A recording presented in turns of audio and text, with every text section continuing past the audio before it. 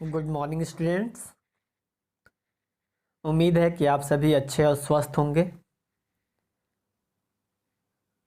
भयावह त्रासदी के दौर में वर्क फ्रॉम होम के कॉन्सेप्ट के तहत आप सभी छात्र छात्रा अपने अपने घरों में रह के अध्ययन कर रहे होंगे और उसमें जहाँ तक संभव हो रहा है प्रत्येक शिक्षक अपने अपने तरफ से योगदान भी कर रहा है और आपका सहयोग भी कर रहा है। इसी परिप्रेक्ष्य में आज मैं आपके साथ 10वीं कक्षा के इतिहास का प्रथम अध्याय यूरोप में राष्ट्रवाद का उदय लेकर आया हूँ। आइए चर्चा करते हैं यूरोप में राष्ट्रवाद का उदय।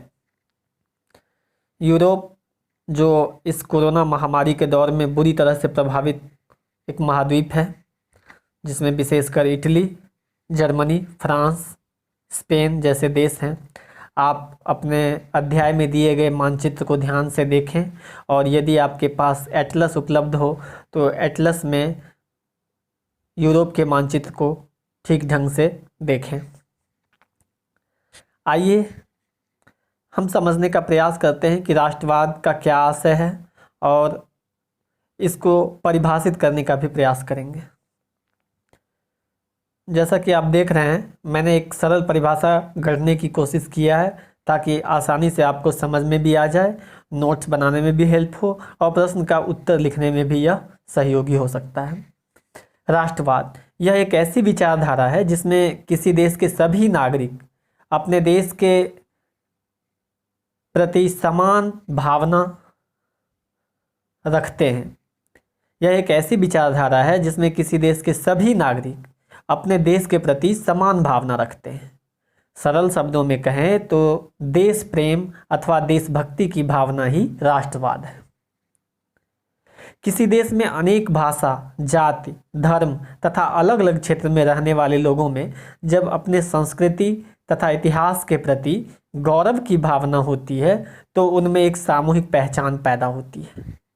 यह सामूहिक पहचान राष्ट्रगान, राष्ट्रभाषा, झंडा, मातृभूमि को माता या पिता के रूप में समझने से उत्पन्न होती है।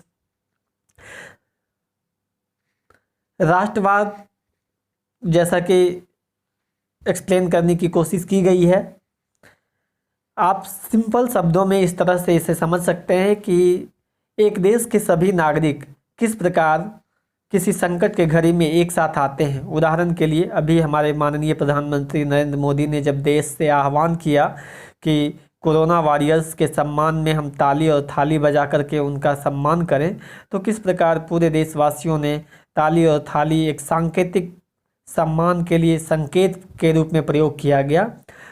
इसी प्रकार जो परंपरा से चली आ रही है कि राष्ट्रगान, राष्ट्र झंडा, राष्ट्रभाषा, ये सभी ऐसे प्रतीक हैं जिससे हमें एकता की भावना दिखाई देती है। अब हम चर्चा करते हैं कि राष्ट्रवाद की भावना, ये सारे विचार सर्वप्रथम कब और कैसे पनपा, कहाँ से उत्पन्न हुआ। तो इसकी पहली अभिव्यक्ति हमें फ्रांस में दिखाई देती है।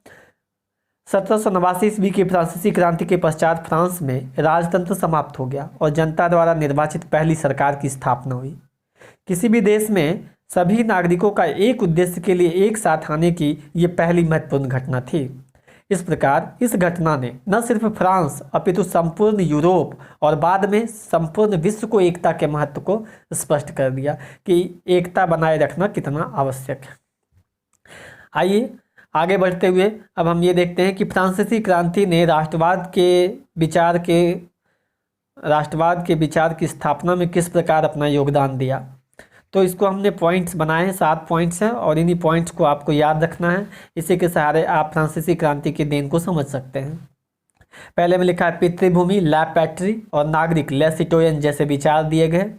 एकता के प्रतीक के रूप में नया फ्रांसीसी तिरंगा झंडा अपनाया गया। नागरिकों द्वारा निर्वाचित स्टेट्स जनरल गठित किया गया। नई स्तुतियाँ रची गई, शपथ ली गई, शहीदों का गुणगान हुआ। नागरिकों के लिए समान कानून बनाए गए। इसमें भारत मिसप्रिंट हो गया है, भार होगा।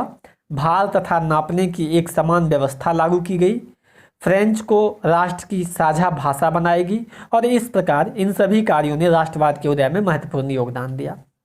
आगे आप चैप्टर के प्रारंभ में अगर पलटेंगे तो देखेंगे फ्रेडरिक सॉरियो की कहानी से चैप्टर का प्रारंभ होता है। तो आइए फ्रेडरिक सॉरियो ने क्या कहा था उसको भी समझ लेते हैं। फ्रेडरिक सॉरियो यह एक फ्रांसीसी चित्रकार था जिसने 4 चित्रों की एक श्रृंखला बनाई। इनमें उसने सपनों का एक संसार रचा जो उसके शब्दों में जनतांत्रिक और सामाजिक गणतंत्र से मिलकर बना था। वस्तुतः इसमें उसने एक संसार की कल्पना की जिसमें दुनिया के लोग अलग राष्ट्रों के समूहों में बटे हुए हैं और उनकी पहचान उनके कपड़ों और राष्ट्रीय पोशाक से होती है।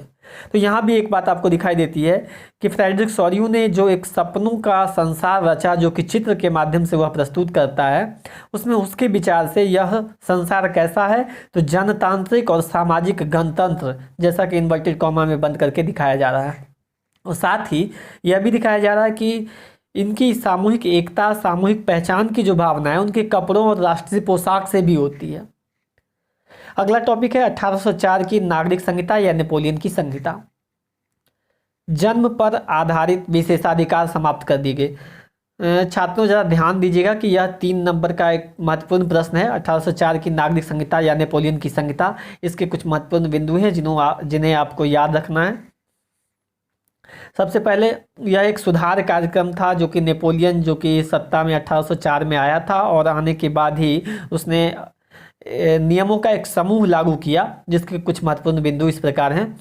जन्म पर आधारित विशेषाधिकार समाप्त कर दिए गए। कानून के समक्ष बराबरी और संपत्ति के अधिकार दिए गए। सामंती व्यवस्था को खत्म कर दिया गया।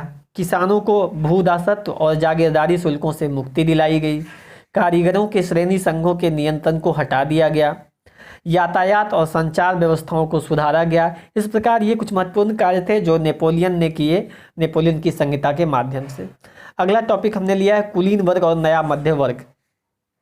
कुलीन वर्ग में वे लोग शामिल थे जो जमीन के मालिक होते थे, ग्रामीण इलाकों में जायदाद और शहरी हवेलियों के मालिक थे, फ्रेंच भाषा बोलते थे और संख्या में अल्प थे अर्थात कम संख्या में थे। कुलीन आप सामान्य शब्दों में समझें कि कुलीन वर्ग अमीर वर्ग के लोगों को कहा जाता है जिनके पास अधिक संपत्ति होती है।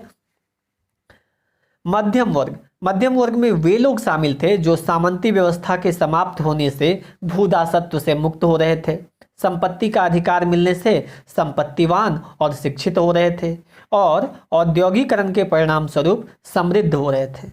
वस्तुतः यही लोग उदारवादी कहे गए जो परिवर्तन को पसंद करते थे जिनसे इनका जीवन सुखकर हो रहा था। तो यहीं पर यह समझ लेना भी जरूरी है कि उदारवादी किनको कहा गया। उदारवादी वो लोग थे जो ये नए मध्यम वर्ग का जो उदय हो रहा था, ये लोग शिक्षित और संपत्तिवान होते जा रहे थे और जो नेपोलियन की संहिता से जो सुधार उत्पन्न हुए थे उन सुधारों की वजह से इन उदारवादी लोगों का उदय हो रहा था जो नए मध्यम वर्ग के लोग थे।